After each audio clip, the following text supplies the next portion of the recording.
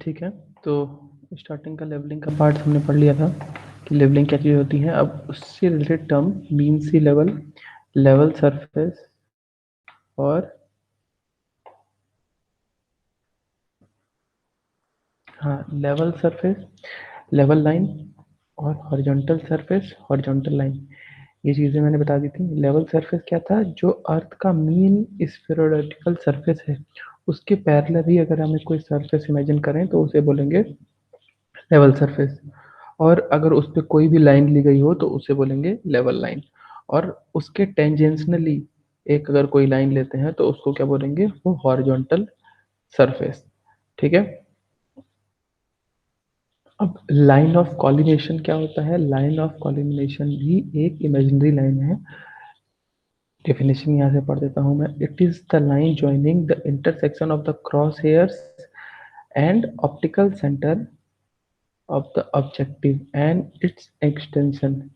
It is also called line of sight. ठीक है, समझ में आया? जैसे जो जो भी मान लो तुम ऑटो लेवल, वाई लेवल या डंपी लेवल जो भी इंस्ट्रूमेंट यूज कर रहे हो, तो उसमें जो क्रॉस हेयर्स बने हुए हैं, क्रॉस हेयर्स का जो इंटरसेक्शन पॉइंट है और जो भी तुम्हारा ऑप्टिकल सेंटर का जो ऑब्जेक्टिव है, मतलब जिस टारगेट को तुम देख रहे हो और जो तुम्हारा ये इंस्ट्रूमेंट है, इसके बीच में जो लाइन ऑफ साइट है, इमेजिनरी एक जो लाइन ऑफ साइट है, यानी क्रॉस हेयर्स का जो इंटरसेक्शन पॉइंट है और ऑब्जेक्टिव वेन या तुम्हारा जो ऑप्टिकल सेंटर है, इसके बीच के जो अगर लाइन को, इसको एक लाइन से मिलाई जाए, एक इमेजिनरी लाइन से, तो उसे क्या बोलेंगे? लाइन ऑफ साइट या फिर लाइन ऑफ कॉलिमेशन।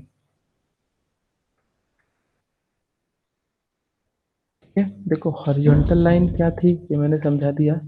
ठीक है, डेटम सरफेस, डेटम सरफेस मैंने अभी भी बताया कि किसी भी कोई एक ऐसा लेवल सरफेस जिसकी हमको हाइट पता हो, उसको हम डेटम सरफेस मान लेंगे। जैसे कि ये मान लो तुम्हारा अर्थ है।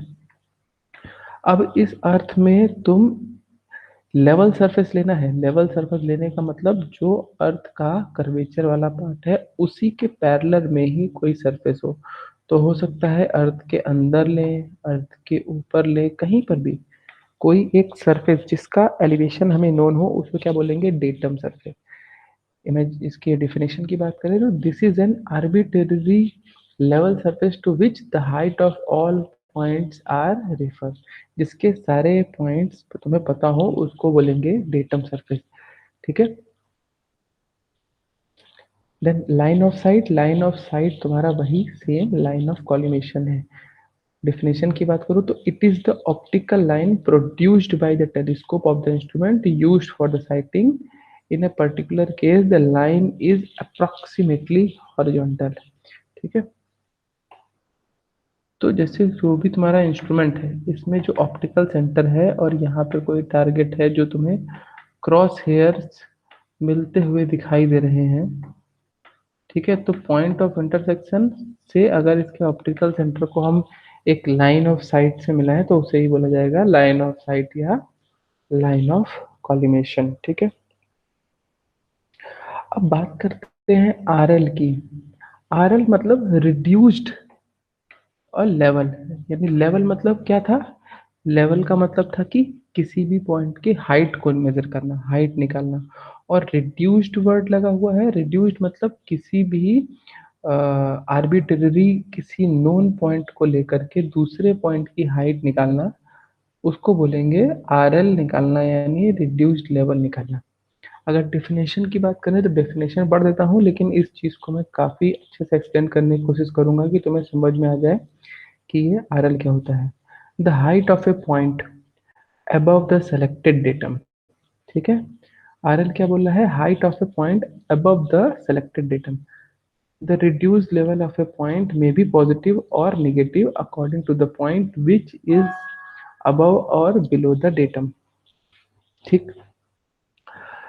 अब जैसे मान लो, पहले इरेजर ले लूंगा, इरेजर नहीं आ रहा। ये सारी चीजें डिलीट करके फिर से समझाऊंगा।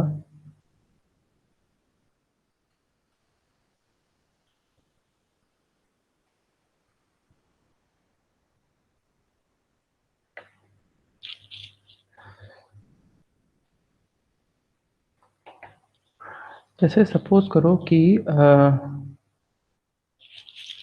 तुम किसी ग्राउंड पे नहीं हो। सपोज करो कि तुम्हारा ये घर है और तुम अपने, और यहाँ घर के, ये तुम्हारा ग्राउंड लेवल है, ये तुम्हारा ग्राउंड लेवल है, ठीक है। तो इस घर के, तुम्हारे अपने घर की छत को तुम कोई नोन पॉइंट मानते हो, ठीक है। अपने छत के मान लो किसी एक कॉर्नर को तुम मानते हो कि ये, इसका माना हमने बेंचमार्क 100 है, ठीक है। एक टेम्परोरी तुमने बेंचमार्क मान लिया, या तुमने मान लिया कि चलो इसका मैंने रिड्यूस्ड लेवल 100 मान लिया। इसका जैसे तुमने इमेजिन किया अपनी छत के कॉर्नर का, कि अगर तुमने इसका इमेजिन कर रहे हो 100 मीटर ऊपर, मतलब इसका आरएल जो 100 मीटर है, यानी कहने का मतलब कि तुम ये इमेजिन कर रहे हो कि लगभग ये मान के चलो कि इसके 100 मीटर नीचे कहीं पानी भरा हुआ है। ये तुम्हें सिर्फ एक इमेजिन करवा रहा हूँ कि यहाँ तुमने छत पे अपने किसी कॉर्नर पे पॉइंट माना कि यहाँ मानो इसका आरएल जो है 100 है। ये तुमने एक मान लिया। अभी तुमको नहीं पता कि वो एग्जैक्टली exactly कितना ऊपर है। अगर मैं एग्जैक्ट की बात करूं तो अगर मान लो तुम्हें अपने छत की समुद्र तल से ऊंचाई, यानी कि सी लेवल से ऊंचाई मान लो तुम्हें पता हो, तुमने किसी तरह से नोन कर लिया, मान लो वो, मैं एक इमेजिनरी पॉइंट ले रहा हूँ, मैंने मान लिया कि सपोज करो तुम्हें अपने छत की मीन सी लेवल से ऊंचाई पता है जो कि 2830 मीटर है। सपोज कर लिया मैंने, एक डाटा ले लिया, ठीक है। अभी इसकी 2830 मीटर की बात जो है बाद में करेंगे। अभी 100 मीटर समझते हैं कि हमने इमेजिन कर लिया कि हमारे छत का जो आरएल है वो 100 है। आरएल 100 इमेजिन करने का मतलब क्या है कि हम ये मान लिए कि 100 मीटर नीचे इसके कहीं पानी भरा हुआ है।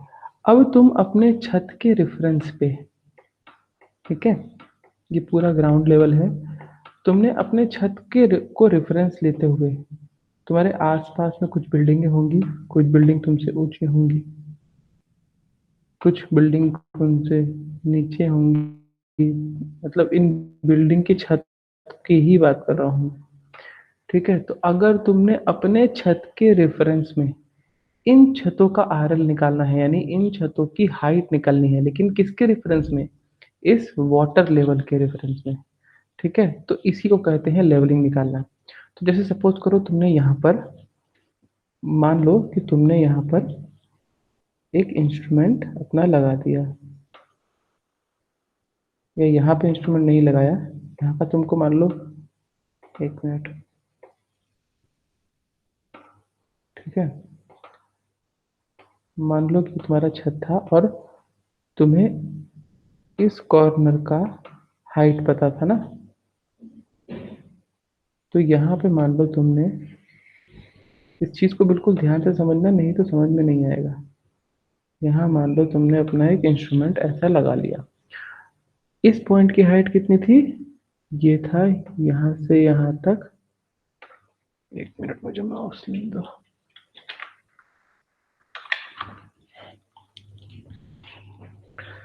ठीक है।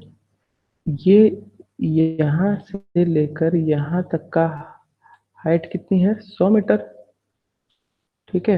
अब मान लो तुमने यहाँ पर एक स्टाफ, स्टाफ मैंने क्या बताया था, क्या होता है? एक वर्टिकल स्केल जैसी चीज होती है जिसमें रीडिंग लिखी होती है। तो तुम अभी स्केल ही समझो, ये टेढ़ा मेढ़ा खींच गया है।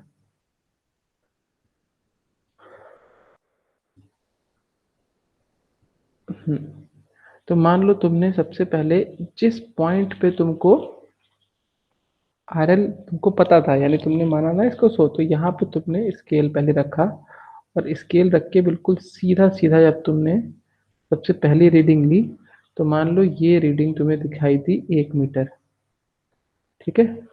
तो अब ये बताओ, तुम्हारे हाइट ऑफ इंस्ट्रूमेंट यानी एच आई अगर बात करें, तो हाइट ऑफ इंस्ट्रूमेंट कितना हुआ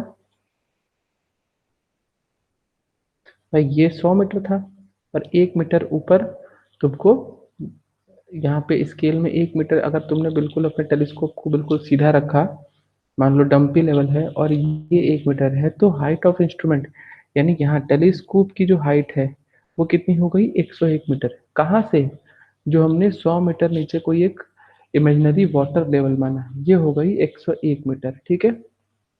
अब सपोज करो ये छोटी वाली जो बिल्डिंग दिख रही है, तुम यहाँ पे गए और यहाँ पर पे तुमने अपना ये स्टाफ लेके खड़े हो गए या स्केल लेके खड़े हो गए, और टेलीस्कोप को तुमने बिल्कुल नहीं छेड़ा है। अब मान लो टेलीस्कोप से यहाँ बिल्कुल सीधे सीधे जब तुमने रीडिंग ली तो इसकी रीडिंग कितनी आई, 1.5 मीटर। सपोज करो यहाँ पर इसकी रीडिंग आ रही है 1.5 मीटर। तुम्हारा हाइट ऑफ इंस्ट्रूमेंट कितना है, 101 मीटर है ना। यहाँ 100 था, ये एक था, 101 मीटर तुम्हारा हाइट ऑफ इंस्ट्रूमेंट है, यहाँ की हाइट है। और अगर तुम्हें यहाँ सामने 1.5 मीटर दिखाई दे रहा है, तो इसकी छत, जो छोटा वाला घर है उसकी छत की हाइट कितनी होगी, तो तुम निकाल सकते हो। 101 में से अगर 1.5 माइनस कर दो यानी 99.5 मीटर इसका आर एल निकल के आएगा, यानी इसकी हाइट निकल के आएगी with reference to this point, है ना, जो इमेजिनरी वाटर सरफेस लिया है। और अगर मान लो ये 100 ना लेने के बजाय हम एग्जैक्ट लेते हैं, और वो एग्जैक्ट मान लो हम ये समुद्र तल से ऊंचाई जो 2830 मीटर है वो रख दें, तो जहां जहां पे हमने 100 मीटर का डाटा रखा है वहां पे 100 को तुम इस एग्जैक्ट हाइट से रिप्लेस कर दो, तो तुम्हें एग्जैक्टली हाइट पता लग जाएगी। अब जैसे मान लो ये ऊंची वाली बिल्डिंग है, इस ऊंची वाली बिल्डिंग में जब तुम देखे तो मान लो रीडिंग तुम्हें उल्टी निगेटिव में दिखाई दी, है ना। नेगेटिव में कहने का मतलब कि ये बिल्डिंग तुम्हारे सामने ऊंची है, अगर तुम टेलीस्कोप को मूव करो या टेलीस्कोप को नहीं मूव कर पा रहे हो, तो तुमने जो सामने बिल्डिंग की हाइट है वहां से तुमने स्केल को नीचे उल्टी और लटका दिया, तो तुम्हें रीडिंग निगेटिव में मिल जाएगी। तो यहाँ का भी आर एल निकल के आ जाएगा। तो तुमने क्या देखा, किसी एक पॉइंट, ये तुमने एक पॉइंट का आर एल माना था या लिया था, या तुमको इसकी एग्जैक्टली मान लो हाइट पता थी, उसके रेफरेंस में तुम उसके आसपास के सभी पॉइंट का आर एल निकाल ले रहे हो, यही होता है लेवलिंग करना। ठीक है। अब इसमें देखो बैक साइड, फोर साइड और इंटरमीडिएट साइड क्या होता है। जो सबसे पहली रीडिंग लेंगे हाइट ऑफ इंस्ट्रूमेंट निकालने के लिए, वो होती है बैक साइड की रीडिंग, और वो ऑलवेज प्लस में होती है, पॉजिटिव में लिखते हैं। और जो इस किसी भी इंस्ट्रूमेंट की अंतिम रीडिंग होती है, हो सकता है तुम्हारा काम खत्म हो रहा हो तो आखिरी रीडिंग हो, या फिर मान लो इस इंस्ट्रूमेंट से अब आगे की चीज नहीं दिखाई दे रही है, बीच में पेड़ आ रहा है या काफी डिस्टेंस है, अब तुम्हें ये इंस्ट्रूमेंट चेंज करके दूसरी जगह पे इंस्ट्रूमेंट रखना पड़े, तो इस इंस्ट्रूमेंट से जो सबसे लास्ट रीडिंग लिए रहोगे वो भी किसमें आएगा, फोर साइड में। अभी जब ये चार्ट बनाओगे तो तुम्हें समझ में आ जाएगा। ठीक है। और इसके अलावा जितनी भी बाकी रीडिंग्स लोगे वो इंटरमीडिएट साइट में आता है। और फोर साइट और इंटरमीडिएट साइट दोनों ही की रीडिंग माइनस में लेते हैं। तो यहाँ पढ़ लो, the first reading taken on a staff station whose elevation is known, it is plus reading always added in a RL। देखो इस तरह से अभी RL में ऐड करना है नहीं करना है ये चीजें समझ में नहीं आएंगी, लेकिन तुम ये समझ लो कि सबसे पहली रीडिंग होती है बैक साइड रीडिंग और पॉजिटिव होती है। सबसे लास्ट रीडिंग किसी भी स्टेशन से ली गई सबसे लास्ट रीडिंग स्टाफ की फोर साइड कहलाती है, और वो माइनस में होती है, always it is minus reading. Okay. और इंटरमीडिएट साइड जो इसके अलावा जितनी भी रीडिंग लिए जाएंगे फर्स्ट और लास्ट के बीच में, वो सभी इंटरमीडिएट साइड होती है और ये भी माइनस में होता है। चेंज पॉइंट मतलब जहां पर भी तुम्हें इंस्ट्रूमेंट से अब आगे नहीं दिखाई दे रहा है, देखो एक ही जगह पे इंस्ट्रूमेंट सेट करके तुम हर जगह की रीडिंग तो नहीं ले सकते, हो सकता है कि विजिबिलिटी बहुत कम हो जाए, भाई तुम्हें 10 किलोमीटर 20 किलोमीटर 200 किलोमीटर का एरिया कवर करना है, तो क्या किसी एक जगह पे इंस्ट्रूमेंट सेट करके कर सकते हो, तुम्हें इंस्ट्रूमेंट चेंज करना पड़ेगा, या बीच में कोई ऑब्स्टेकल आ गया, पेड़ आ गया, बिल्डिंग आ गई, तो तुम्हें अपने स्टेशन को चेंज करना पड़ेगा। तो वहां पे जहां पे भी चेंज करते हैं वहां पे चेंज पॉइंट आता है। ठीक है। अब देखो ये फिगर को ध्यान से देखोगे तो शायद तुम्हें चीजें समझ में आ जाएंगी। देखो ये टीबीएम है, जैसे मान लो तुमने यहाँ पर एक ईंट रख दी, क्या रख दी तुमने, एक ईंट सपोज करो रख दी, और ये ईंट का अपर सरफेस, टॉप सरफेस को तुमने मान लिया कि इसका आरएल मान लो 100 मान लिया। आरएल में 100 मान रहा हूँ, इसका मतलब क्या कह रहा हूँ कि हमने ये मान लिया कि इससे जस्ट 100 मीटर नीचे कहीं पानी भरा हुआ है। ऐसा क्यों ले रहे हैं? क्योंकि भरे हुए पानी का लेवल इक्वल होगा तो बाकी उसी रेफरेंस में हर जगह की हाइट को निकाल लेंगे। ठीक है, तो सबसे पहले हमने एक स्टेशन सेट किया, ट्राइपॉड लगाया, ट्राइपॉड के ऊपर मान लो ऑटो लेवल, डंपी लेवल, कोई भी एक इंस्ट्रूमेंट सेट किया। तो सबसे पहले हमें क्या करना है, बैक साइड की रीडिंग लेनी है। सबसे पहली रीडिंग कौन सी होती है? बैक साइड की रीडिंग। तो जो हमने टीबीएम, टीबीएम को बोलते हैं टेम्पररी बेंचमार्क। देखो, ऐसा कोई भी पॉइंट जिसका हमको आरएल पता होता है उसको हम बेंचमार्क बोलते हैं। नाम से पता लग रहा है ना, बेंचमार्क मतलब बेंच पे मार्क किया हुआ। क्या मार्क किया हुआ होगा भाई? उसकी ऊंचाई मार्क की गई होगी, है ना। जैसे देखो स्टेशन पे लिखा होता है ना कि समुद्र तल से इतनी ऊंचाई पर है ये स्टेशन, तो वो जहाँ लिखा हुआ है वो एक तरह का परमानेंट बेंचमार्क हो गया। ठीक है, और अगर हम स्टेशन से आगे सर्वे को लेके चलें तो बिल्कुल एक्जैक्ट रीडिंग आएगी परमानेंट बेंचमार्क से। लेकिन हर बार अगर अगर मान लो हमें छोटा छोटा एक काम करना है और हर बार हम स्टेशन से वो रीडिंग लेके आए तो काफ़ी टाइम टेकिंग है। तो हम अपने बिहा सुटेबिलिटी के बिहा पे एक छोटा सा अपना कोई टेम्पररी बेंच मार्क मान लेते हैं कि मानो इसका आर एल 100 मान लिया, 1000 मान लिया, 200 मान लिया। इसका कहने का मतलब क्या है? जैसे अगर हमने इसका आर एल 100 माना, इसका मतलब हम ये मान रहे हैं कि जस्ट इसके 100 मीटर नीचे कहीं पानी भरा हुआ है और उसके बिहाफ पर आगे के ग्राउंड का जो एलिवेशन यानी आर एल निकाल सकते हैं। तो सबसे पहले हमने क्या किया, इंस्ट्रूमेंट सेट किया। इंस्ट्रूमेंट सेट करने के बाद सबसे पहले हमने उसी जो टीबीएम हमको पता था, इसका नोन पता है ना हमें, रीडिंग, वहां पे हमने स्टाफ को रख दिया। स्टाफ को रखेंगे, सबसे पहले बैक साइड की रीडिंग लेंगे। तो जैसे मान लो सपोज करो ये पॉइंट 100 था, यहाँ का पॉइंट, यहाँ पे हमने जो रेड मार्क किया ना, इस रेड मार्क को हमने आर एल अगर 100 माना, आर एल 100 माने का मतलब कि लगभग माना हमने कि ये 100 मीटर नीचे,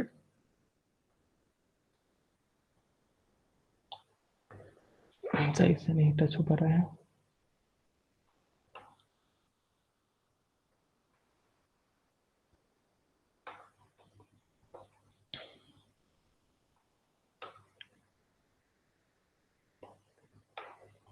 ठीक है, तो देखो अगर हम यहाँ कह रहे हैं, मैं कह रहा हूँ कि मान लो इसका आर एल 100 है, तो हमने माना कि लगभग ये कहीं वाटर लेवल है और ये 100 है। ठीक, अब मान लो हमें बैक साइड, सबसे पहले जो हमने स्टाफ रखा है, स्टाफ क्या होता है? वर्टिकल स्केल टाइप का। तो जिसमें यहाँ नीचे से रीडिंग होगी ना, 0, 10, 20, 30 करते हुए 1 मीटर, 2 मीटर ऐसे होगा, नीचे से रीडिंग होगी। तो मान लो हमें सबसे पहले जो रीडिंग मिली उसी टीबीएम पे रख के, सपोज करो वो हमें 1.5 मीटर दिखाई दी, 1.5 मीटर रीडिंग। तो हमारा height of instrument H I जो हो गया, हाइट ऑफ इंस्ट्रूमेंट कितना हो गया, यानी हाइट ऑफ इंस्ट्रूमेंट कहाँ से? इस वाटर लेवल से जो हमने इमेजिनरी माना, और ये तो बिल्कुल सीधा रहेगा। तो हाइट ऑफ इंस्ट्रूमेंट कितना हुआ ये भाई? यहाँ तक 100 है, ठीक है, यहाँ तक 1.5 है, दोनों को जोड़ दोगे तो ये तुम्हारा हाइट ऑफ इंस्ट्रूमेंट कितना हो गया? 101.5 मीटर। पहली चीज निकल करके आ गई। अब फिर उसके बाद हमने इससे आगे रीडिंग लेना शुरू करी। अब एक चीज ध्यान रखो, जब भी तुमको स्टाफ की रीडिंग ज्यादा मिलेगी, इसका मतलब स्टाफ का देखो स्टाफ एक वर्टिकल स्केल है, तुम्हें स्केल में रीडिंग ज्यादा दिखाई दे रही है, इसका मतलब स्केल काफी अंदर घुस गया है ना, काफी अंदर तक चला गया, स्केल अंदर गया, इसका मतलब कि वहाँ गड्ढा है। तो जब भी तुमको स्टाफ की रीडिंग ज्यादा मिले, मतलब तुम समझ जाओ कि वहाँ पे क्या है, डिप्रेशन है, गड्ढा है। और जब भी स्टाफ की रीडिंग कम मिले, तुम समझ जाओ कि वहाँ पे हिल है। तो देखो, अगर मैं बात करूँ ये हाइट ऑफ इंस्ट्रूमेंट की, तो हाइट ऑफ इंस्ट्रूमेंट कितना है?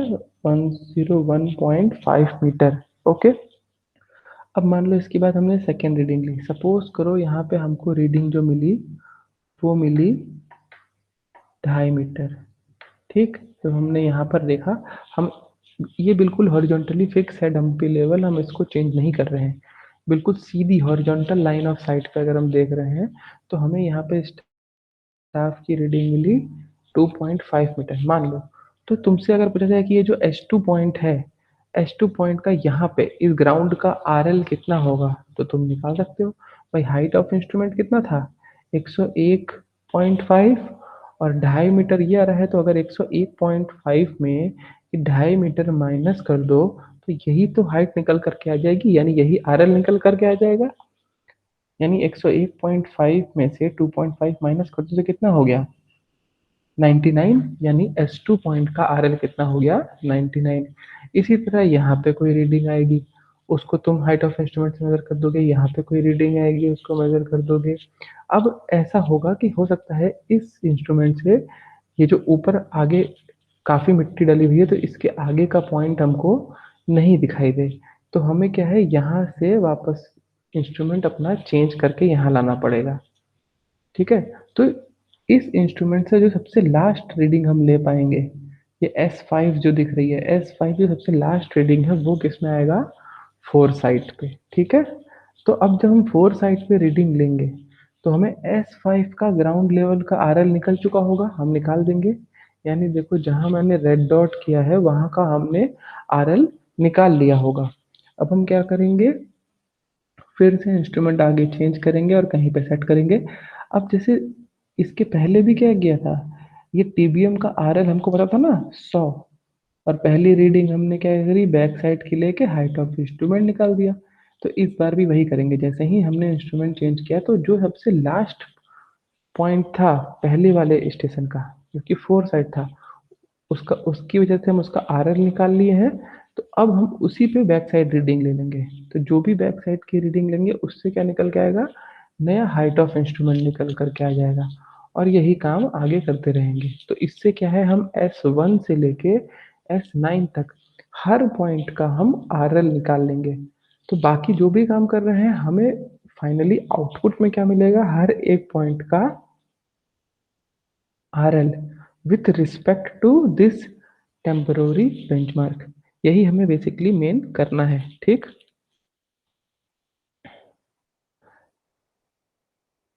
थोड़ा बहुत समझ में आया होगा। आगे यूट्यूब पे अगर तुम एक दो वीडियो देख लो तो ज़्यादा बेटर समझ में आएगा, क्योंकि एक्चुअली में ये एक फील्ड वर्क है, बिना फील्ड पे गए नहीं समझा पा रहा हूँ मैं भी। लेकिन फिर भी अगर कोशिश करोगे तो समझ में आ जाएगा, बहुत टफ चीज़ नहीं है।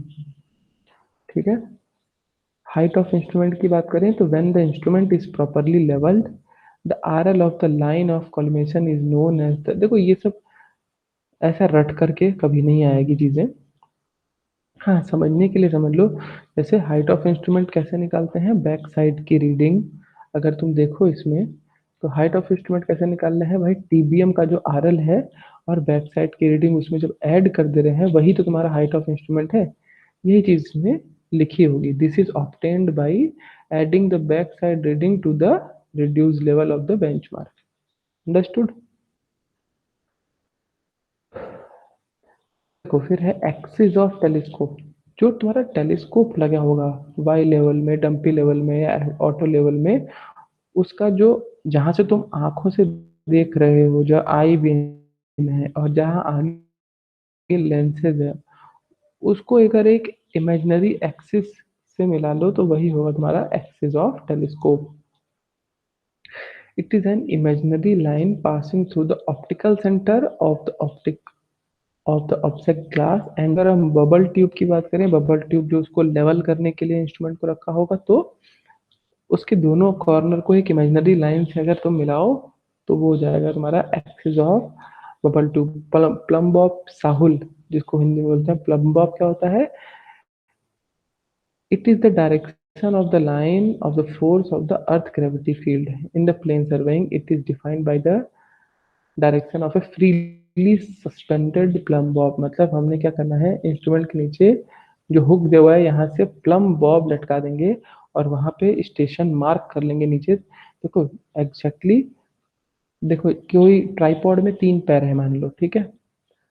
अब तुम्हें बोला जाए कि इस इंस्ट्रूमेंट की इस पॉइंट से दूरी कितनी है, तो तुम इनके 3 पैरों में से कहाँ से हाइट डिस्टेंस लोगे। तुम्हें तो एक ग्राउंड पे एक स्टेशन मार्क चाहिए ना, जो कि एग्जैक्टली exactly बताए कि ये स्टेशन कहाँ पर है। तो इसके लिए हम क्या है, यहाँ पे साहुल या प्लम बॉब लटका देंगे और उसको पे एरो या पैग लगा देंगे और वहां से डिस्टेंस मान सकते हैं। ये जो एक लाइन होगी वर्टिकल लाइन, इसी को प्लम लाइन बोलते हैं। ठीक है, फोकसिंग का मतलब तुम जो आईपीस है उसके ऑब्जेक्ट क्लास को क्रॉस हेयर्स को गोल घुमा करके, जैसे नॉर्मली लेंस में हम करते हैं, फोकस करना, that is the your focusing. Parallax भी एक वर्ड है, हालांकि ये टेक्यूमेट्री में ज़्यादा यूज होता है, लेकिन यहाँ पे भी क्रॉस हेयर्स का जो रिलेटिव इमेज है due to the imperfection that is known as parallax. ठीक है, अब बात करें बेंचमार्क की, तो देखो चार तरह के बेंचमार्क होते हैं। ठीक है, कई बार ये रिटर्न में भी आ चुका है कि बेंचमार्क क्या होता है और कितने तरह का होता है। देखो, बेंचमार्क जैसा कि नाम से समझ में आ रहा है कि कहीं बेंच पर अगर मार्क लगा हुआ है, किस चीज का मार्क? हाइट का मार्क। किससे हाइट? समुद्र तल से ऊंचाई, या किसी किसी एक नोन पॉइंट से अगर ऊंचाई या एलिवेशन पता हो, उसी को बोलते हैं बेंचमार्क। लिखा हुआ है, गुदा हुआ है। ठीक है, तो सीधी सी बात है, a point of known elevation is known as benchmark, या फिर a point of known RL, ठीक है, is known as benchmark. Usually a permanent stable reference point को ही बेंचमार्क बोलते हैं। A benchmark is the term given to a defined permanent accessible, ये सब कुछ रटने की जरूरत नहीं है, सीधे से ये बात समझो कि जनरली जो है हम बेंचमार्क का यूज कैसे करेंगे, बेंचमार्क का यूज क्या है, वो चीज समझते हैं। थोड़ा सा पढ़ देता हूँ। It is usually a stainless steel pin fitted in a concrete block at the hydrological station. Rock bolts driven in a bedrock or concrete structure can be used. The location of a benchmark shall be marked with the BM marker posts or paint and recorded on a station history form. देखो, हमारे country में या किसी भी country में जहाँ पे भी समुद्र तल से ऊंचाई लिखी गई है, तो इसका मतलब सर्वे किया गया होगा। भले ही वो चेन से 30 मीटर की, उस जमाने में उनके पास 30 मीटर की, 100 मीटर की, 200 मीटर की चेन होगी, कोई हाई फाई टोटल स्टेशन जैसे इंस्ट्रूमेंट नहीं होंगे, तो काफी टाइम लगा होगा हाइट ऑफ इंस्ट्रूमेंट, मतलब height from the mean sea level निकालने से।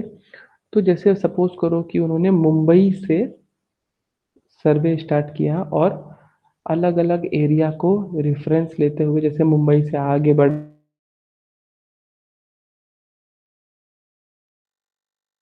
निकाल लिया कि यहाँ पे से ऊंचाई मान लो 100 मीटर है, 101 मीटर है, कुछ भी। तो ऐसा इस चीज को बार बार ना करना पड़े, और जैसे अब वारंगल से आगे जाना हो तो वारंगल में कहीं एक जगह लिख दें कि भाई इसकी समुद्र तल से इतनी ऊंचाई है, तो वो कहीं स्टेशन मार्क कर दिया जाता है, इसको बेसिकली बेंचमार्क बोलते हैं। तो इसमें बोल रहा है कि यूजुअली जो है एक कंक्रीट के ब्लॉक में स्टेनलेस स्टील पिन फिट कर देते हैं लिख करके उस पे, और वो रिकॉर्ड मेंटेन कर देते हैं। तो इस तरह से हमारे पास चार तरह के बेंचमार्क होते हैं। पहला होता है जीटीएस बेंचमार्क, यानी ग्रेट ट्रिग्नोमेट्रिकली सर्वे बेंचमार्क। तो ये क्या होता है? It is stabilize through the country with great precision by government agencies. Their location and RL are shown on a GTS map published by Survey of India Department. They are marked with a high degree of precision at regular interval by the Survey of India Department. और देखो, ये data सिर्फ military army forces के पास होता है, general public के लिए नहीं होता। अलाउ क्यों नहीं होता? क्योंकि एक बार मैंने क्लास में इसका एग्जांपल भी दिया था। जैसे सपोज करो कि मान लो पाकिस्तान को किसी रॉकेट लॉन्चर के थ्रू एक रॉकेट लॉन्च करना है, ठीक है, तो अगर उसको हमारे कंट्री का आरएल एग्जैक्ट पता होगा, तो उसको ये प्रोजेक्टाइल मोशन से एग्जैक्टली ये निकाल सकता है कि वो बिल्कुल ग्राउंड सरफेस पे आकर ही वो रॉकेट ब्लास्ट करे, जिससे ज़्यादा से ज़्यादा लोग मरे, है ना, ज़्यादा से ज़्यादा लोगों की डेथ हो, ज़्यादा से ज़्यादा लॉसेस ऑफ लाइफ हो। अगर इसको आरएल दूसरी कंट्री को हमारा पता लग गया, क्योंकि प्रोजेक्टाइल मोशन से वो एग्जैक्टली निकाल लेगा। और अगर उसको हमारी कंट्री का आरएल एग्जैक्ट एक्यूरेट आरएल नहीं पता है, तो वो क्या है, हो सकता है कि वो जो रॉकेट है वो जमीन की सतह से थोड़ा 10 20 30 मीटर ऊपर फटे, या जमीन के अंदर जाके फटे। जो नॉर्मल रॉकेट है वो तुम्हारे ऐसे पटाखे या बम नहीं होते जो कि सरफेस से टकरा कर फटते हैं, ठीक है। उनमें एग्जैक्टली टाइमर्स लगे होते हैं, एग्जैक्टली डिस्टेंस लगा होता है कि इतनी डिस्टेंस कवर करने के बाद वो ब्लास्ट करेगा। तो अगर ये 10 मीटर ऊपर या 10 मीटर नीचे ब्लास्ट करता है तो ऑब्वियसली लॉसेस ऑफ लाइफ बहुत ही कम हो जाएंगी या हो सकता है ना हो। तो इसीलिए ये जो जीटीएस बेंचमार्क है ये आम पब्लिक को नॉर्मली पता नहीं होता, ठीक है। जनरली मैंने भी ये कहीं सुना है कि जो फ्लैग स्टेशंस होते हैं हमारे रेलवे के, फ्लैग स्टेशन मतलब जैसे मान लो मुगल सराय आने वाला है तो मुगल सराय के पहले मुगल सराय ईस्ट केबिन, मुगल सराय वेस्ट केबिन होता है जहाँ ट्रेनें रुकती नहीं है, ठीक है। उन ऐसे स्टेशन को फ्लैग स्टेशन बोलते हैं। तो उन फ्लैग स्टेशन के बीच में बड़े से कॉपर के ब्लॉक इंसर्ट किए गए हैं, उस पे आरएल लिख लिख करके एक्यूरेट। इसके भी ये भी मुझे किसी ने बताया है तो I am not sure about this, ठीक है। बट समझाने के लिए मैंने तुम्हें बता दिया कि आखिर में जीटीएस बेंचमार्क क्या होता है। परमानेंट बेंचमार्क की बात करें, it is stabilized between the GTS benchmark on well-defined and a permanent object such as top of a parapet, culvert, bridge, plinth of some building by state government agency. Their values are clearly written and their positions are recorded for the future reference. अब ये इसकी एक आख image दिखाऊंगा तो मैं समझ में आ जाएगा, ठीक है। आर्बिटरी बेंचमार्क यानी एबीएम क्या बोलते हैं, when levelling work is restricted to a small area, any permanent object such as step length of a building is chosen as a BM and its elevation arbitrarily assumed, ठीक है। अभी चारों को एक बार में समझाऊंगा तो समझ में आएगा।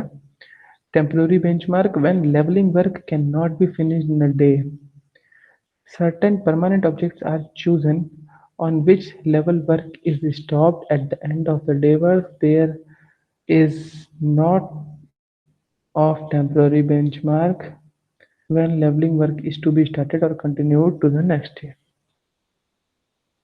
देखो, जैसे सपोज करो कि तुम्हें डीआई का जो सेंट्रल का ग्राउंड है उसमें हर एक पॉइंट का तुम्हें आरएल निकालने को बोला जाए with the help of dumpy level and staff, ठीक। तो अगर मान लो तुमने पूरे ग्राउंड में कोई एक ऐसा पॉइंट ढूंढ लिया, जैसे मान लो तुमने बास्केटबॉल के किसी सीमेंटेड पिच का कोई एक कॉर्नर ले लिया और उस कॉर्नर को तुमने एक उसका मान लिया कि उसका सपोज करो हमें आरएल पता है, उसका आरएल हमने 100 ले लिया। तो वो क्या हो गया, वो तुम्हारा एक आर्बिट्रेरी बेंचमार्क हो गया। और उस बास्केटबॉल के उस कॉर्नर के बिहाफ पे तुम पूरे डीआई के सेंट्रल ग्राउंड का आरएल निकाल लिए। या फिर मान लो जैसे तुमको बोला ना कि कोई एक सीढ़ी, एक कोई प्लेन ऑफ ए बिल्डिंग ले लो जो कि वो परमानेंटली फिक्स है वहां पर, तो कि चेंज नहीं होने वाला। तो ये क्या हो जाएगा, इसी को बोलेंगे आर्बिट्ररी बेंचमार्क।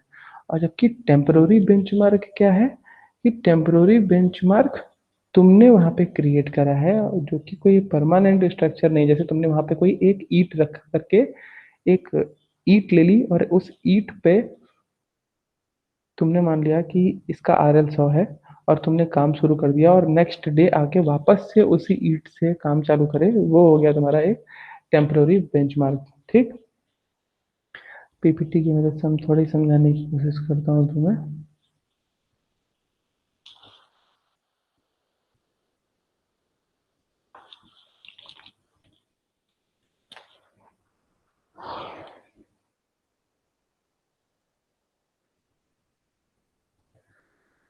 देखो ये सारी चीजें हो गई थी। देखो यहाँ बहुत अच्छा एग्जांपल दिया है तुम्हें लेवलिंग में, जो मैं तुम्हें लेवल सरफेस और लेवल लाइन और हॉरिजॉन्टल सरफेस समझाने की कोशिश कर रहा था, ठीक है। देखो ये जैसे मान लो सपोज करो ये तुम्हारा कोई अर्थ का सरफेस है कर्वेचर फॉर्म में, और इसी तरह का एक पैरेलल सरफेस तुमने कोई इमेजिन कर लिया, तो ये कौन सा सरफेस हो गया, ये हो गया लेवल सरफेस। अंडरस्टूड।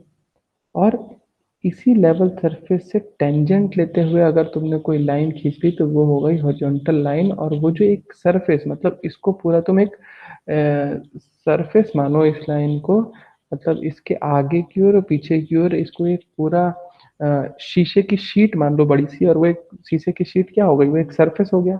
तो ये जो सरफेस हुआ वो कौन सा सरफेस हो जाएगा, हॉरिजॉन्टल सरफेस। ठीक है।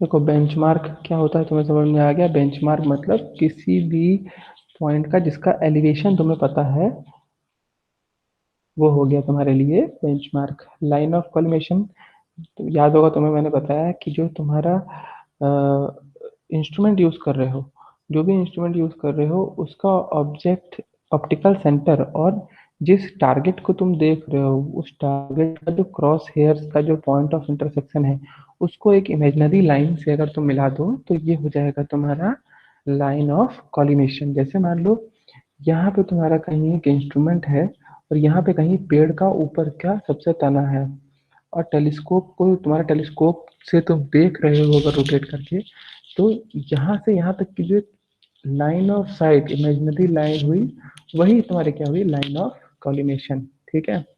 हाइट ऑफ इंस्ट्रूमेंट की बात करें तो मैंने बताया था कि हाइट ऑफ इंस्ट्रूमेंट कैसे निकालोगे, कहीं पे भी जो बेंचमार्क का आरएल है और उसमें बैक साइड की रीडिंग जोड़ दो, वही तुम्हारा क्या होता है, हाइट ऑफ इंस्ट्रूमेंट।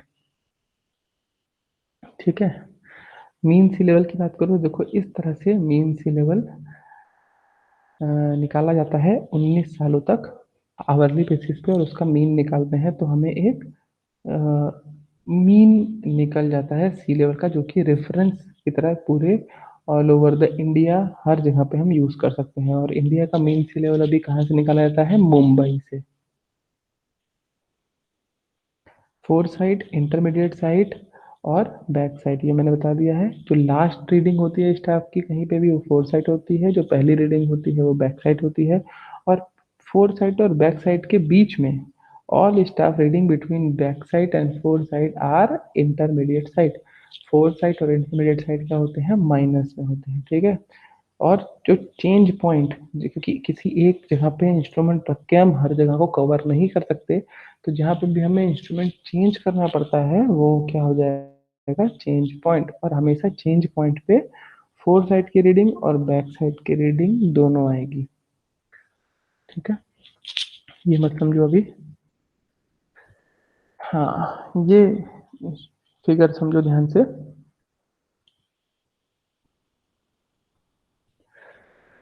देखो जैसे सपोज करो यहाँ पे तुमने कोई एक इंस्ट्रूमेंट लगाया। ठीक है। तो ये जैसे तुमने कहीं एक जगह पे पैग लगा लिया और इस पैग के ऊपर को, जो अपर सरफेस है, इसका तुमने आरएल मान लो 100 मान लिया। जैसे ही तुमने इसका आरएल 100 कह रहे हो, मतलब तुम क्या इमेजिन कर रहे हो कि इसके जस्ट 100 मीटर नीचे पानी भरा हुआ है। ठीक है। और अगर इसी पर तुम इंस्ट्रूमेंट रख के, ये स्टाफ रख के इसकी रीडिंग लो, तो सपोज करो ये 1.26 मीटर तुम्हारा ये स्टाफ की रीडिंग आई, तो हाइट ऑफ इंस्ट्रूमेंट कितना आया भाई, यहाँ तक का जो हाइट थी, इस अपर पॉइंट, तो इसका जूता दिख रहा है ना, जूते के बगल में जो इस पेग का अपर पॉइंट है, इस अपर पॉइंट के को तुम इसका आरएल मान रहे हो 100। आरएल 100 मान रहे हो मतलब कि ये मान रहे हो कि इसके 100 मीटर नीचे पानी भरा हुआ है, और यहाँ स्टार की रीडिंग में दिख रही है 1.6। यहाँ इंस्ट्रूमेंट जहाँ सेट है, ये हाइट ऑफ इंस्ट्रूमेंट, इसकी कितनी हाइट होगी, 100 प्लस 1.26, यानी 101.26 मीटर क्या हो गई, हाइट ऑफ इंस्ट्रूमेंट हो गई। और देखो जब भी ये स्टाफ की रीडिंग ज्यादा आएगी, अब देखो ये अगर मान लो यहाँ गड्ढा होता, तो ये स्टाफ की रीडिंग 2.26 3.26 होती। तो जब भी स्टाफ की रीडिंग ज्यादा आएगी, इसका मतलब कि जो भी रीडिंग ली जा रही है वहां पे डिप्रेशन है। स्टाफ की रीडिंग कम आएगी, इसका मतलब क्या है कि वो क्या है, एलिवेशन, जहाँ मिट्टी ऊंची है। ठीक है। देखो ये चार तरह के हमारे पास बेसिकली इंस्ट्रूमेंट हैं, dumpy level, tilting level, Y level और ऑटोमेटिक लेवल। कैसे इंस्ट्रूमेंट है, इसके फोटोज भी दी होगी यहाँ पे। तो देखो पहले एक डिफरेंस समझ लो यहाँ पे। डंपी लेवल में क्या होता है, जो इंस्ट्रूमेंट होता है ना, वो बिल्कुल फिक्स होता है। ना ही वो ऊपर नीचे हो सकता है, ना ही वो दाएं बाएं हो सकता है, यानी कि वर्टिकल मोमेंट और हॉरिजॉन्टल मोमेंट दोनों ही फिक्स होता है। जबकि अगर हम बात करें टिल्टिंग लेवल की, तो वो वर्टिकली फिक्स होता है लेकिन हॉरिजॉन्टली मूव कर सकता है, और ऐसा ही वाई लेवल में है। और ऑटोमेटिक लेवल में क्या होता है, उससे हम हॉरिजॉन्टल एंगल भी मेजर कर सकते हैं। अभी देखो फोटोज देखोगे तो समझ में आ जाएगा। Dumpy level is a simple compact and stable instrument. ये लाइन ध्यान रखना, the telescope is rigidly fix to its support. यही लाइन ध्यान करने वाली है कि that is the main difference, कि टेलीस्कोप जो होता है वो अपने सपोर्ट्स पे फिक्स होता है, इसीलिए उसको डंपी लेवल बोलते हैं। Hence it can not B rotated about is horizontal axis. कैसा दिखता है ये देखो, ये डंपी लेवल है, यानी ये ना दाएं बाएं भी मूव नहीं कर सकता, ऊपर नीचे भी मूव नहीं कर सकता, अपने सपोर्ट पर फिक्स होता है। ठीक है, ये हो गया हमारा एक नॉर्मल डंपी लेवल। इस तरह का जनरली तुम्हें देखने को मिलेगा। ठीक है, ट्राई बार्क की मदद से, जो नीचे 3 ट्राई बार्क है, इन ट्राई बार्क की मदद से हम इसको लेवल कर सकते हैं। इस बबल ट्यूब को हम सेंटर में लाएंगे, जिससे कि पता होगा कि हमारा ये डंपी लेवल पूरा लेवल हो चुका है इंस्ट्रूमेंट। ठीक है, टिल्टिंग लेवल की बात करो तो टिल्टिंग लेवल को इंडियन ऑफिस पैटर्न लेवल भी बोलते हैं। और इसमें जो मेन डिफरेंस है ये पढ़ लो कि in this level telescope tilts about it's horizontal axis, जबकि डंपी लेवल में हॉरिजॉन्टल एक्सिस के अबाउट टिल्ट नहीं कर रहा था।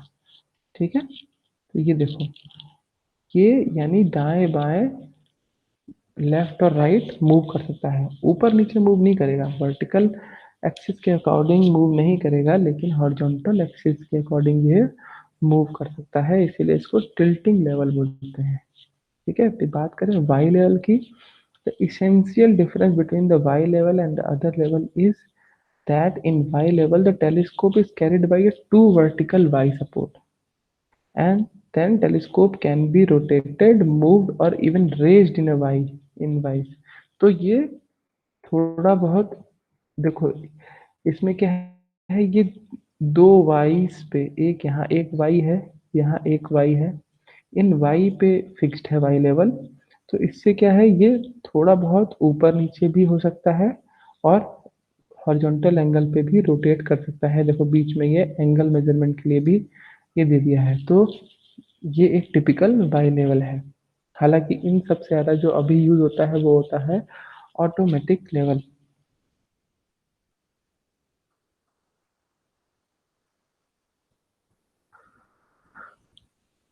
ठीक है, it is also known as self-aligning level. It is a recent development. The fundamental difference between the auto level and the other level is that leveling is not manually but it is leveled automatically।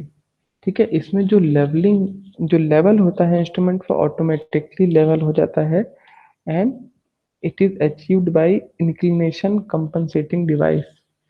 कैसा दिखता है ये देख लो।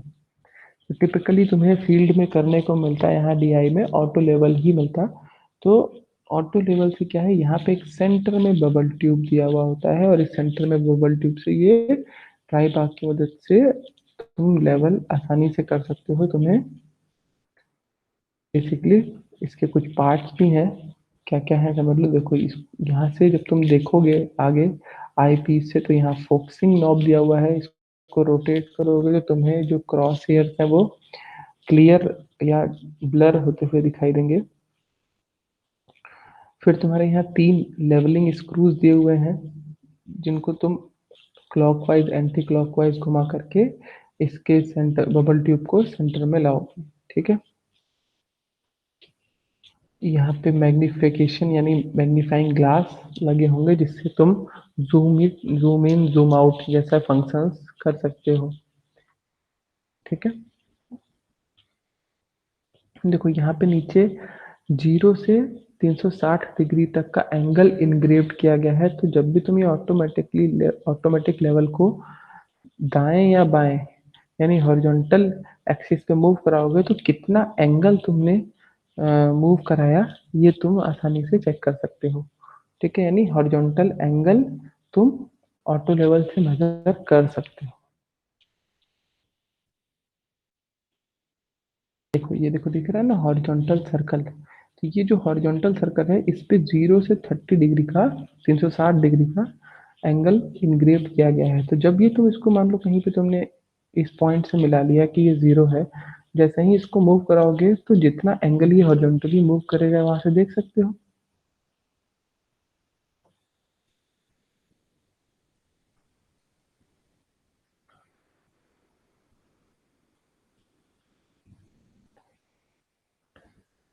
है। देखो अब इसमें एक और वर्ड है, ये टेंजेंट स्क्रू। टेंजेंट स्क्रू का क्या काम होता है, जैसे मान लो तुम्हें सपोज करो कि यहाँ से तुम्हें एक आगे अ, मछली की आंख देखनी है। बड़ा ओल्ड एग्जांपल ले रहा हूँ मैं, लेकिन तुम समझने की कोशिश करना। तुम्हें आई पीस से जब देख रहे हो तो तुम्हें मछली की आंख देखनी है, सपोज करो। तो जब भी तुम तुम्हें अब पूरी मछली दिख रही है, लेकिन तुम्हारा क्रॉस हेयर का इंटरसेक्शन बिल्कुल मछली की आंख पर फोकस नहीं हो रहा है। ठीक। क्योंकि और जब भी तुम अपने हाथ से इसको लेफ्ट या राइट कर रहे हो तो बार बार ये वो ज्यादा इधर उधर हो जा रहा है, उसकी आंख पर बिल्कुल फोकस नहीं कर पा रहे हो तुम। ठीक है। उतनी एक्यूरेसी नहीं आ रही है, तो तुम क्या करोगे, टेंजेंट स्क्रू की मदद लोगे। जब तुम टेंजेंट स्क्रू घुमाते हो तो ये माइक्रो लेवल पे राइट और लेफ्ट मूव करेगा, और तुम उसकी आंख पर जब तुम्हें दिख जाए कि आंख दिख गई, इंटर क्रॉस हेयर का इंटरसेक्शन पॉइंट आंख पर आ गया, तो वहां पर इसको टेंजेंट स्क्रू को टाइट कर दोगे। तो इस तरह से टेंजेंट स्क्रू से माइनर फोकसिंग करते हैं हम। यानी अगर मैं बात करूं हॉरिजॉन्टल टेंजेंट स्क्रू की, तो हॉरिजॉन्टल टेंजेंट स्क्रू से माइनरली अगर तुम ध्यान से देखोगे तो बहुत ही स्लाइटली हल्का सा लेफ्ट या राइट ये मूव कर रहा होगा, जो कि हम अगर हम हाथ से करें तो या तो वो झटके से ज़्यादा या कम हो जाएगा। तो इसलिए हम टेंजेंट स्क्रू का यूज़ लेते हैं। ठीक है, ये एक उसका इंटरनली स्ट्रक्चर है कि अंदर उसके क्या होता है। यहाँ देखो फोकसिंग लेंस दिया हुआ है, जब भी तुम फोकसिंग स्क्रूज को मूव कराते हो तो ये लेंस एक दूसरे से पास या दूर आते हैं, जिससे कि अ, हमारा तुमने लेंस चैप्टर में पढ़ा होगा 11th 12th में कि जो भी हम ऑब्जेक्ट है वो हमें क्लियर या अनक्लियर दिखाई देता है। ठीक है, उसके अंदर इस तरह से प्रिज्म की असेंबली लगी हुई होती है। देखो एक दो फिक्स प्रिज्म है और एक पेंडुलम प्रिज्म है, जिसकी वजह से जब हम इसको रोटेट कराएंगे, इन प्रिज्म को आगे पीछे करेंगे, तो हमारा जो क्रॉस हेयर्स हैं वो क्रॉस हेयर्स जो है क्लियर होते हैं। और ये सारी चीजें एक singular focusing line of site पे होती हैं।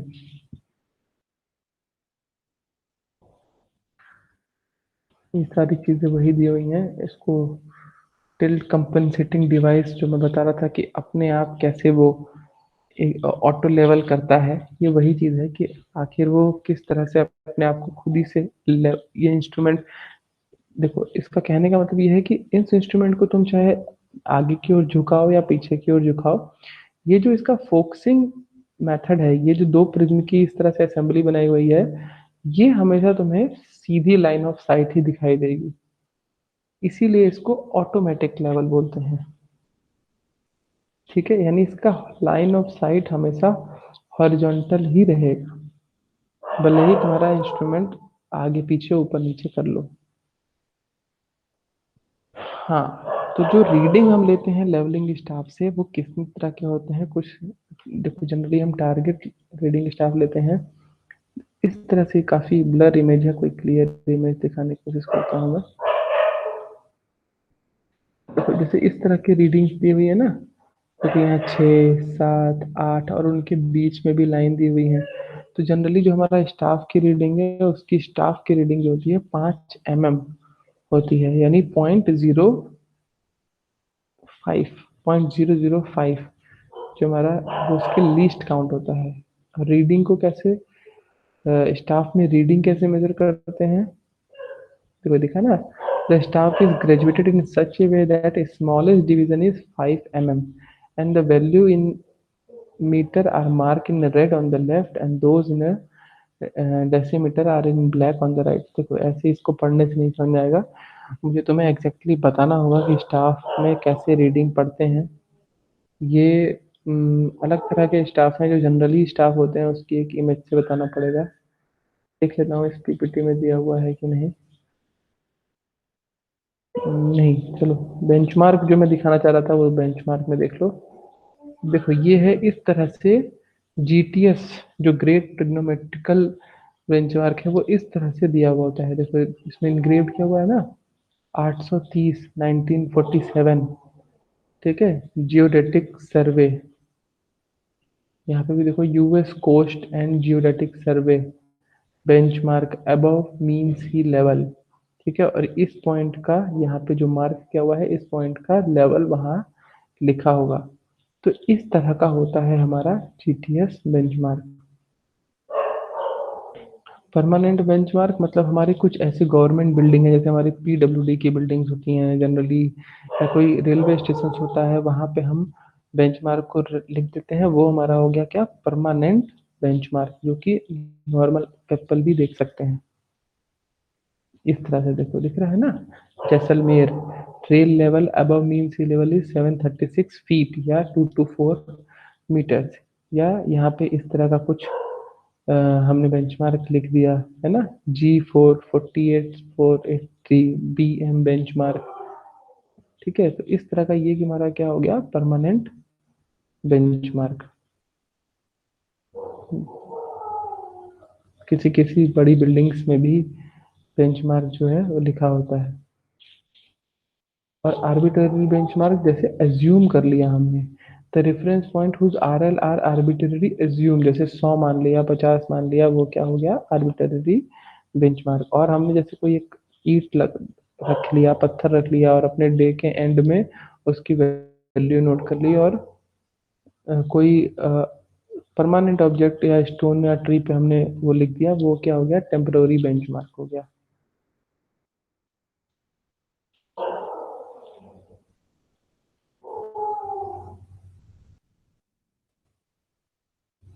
जो नीचे इमेजेस हैं,